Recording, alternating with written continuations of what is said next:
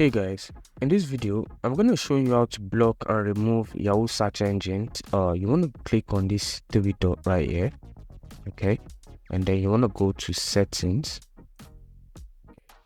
So on settings, you want to go to search engine right here, click on it.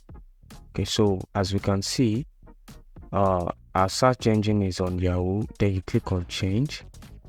So you want to click on Google and set as default. Alright, then after that, click on manage search engines and sites. So delete all other search engines right here, okay, and just leave Google alone. Okay, so you just click and you click on delete. Okay, click on delete.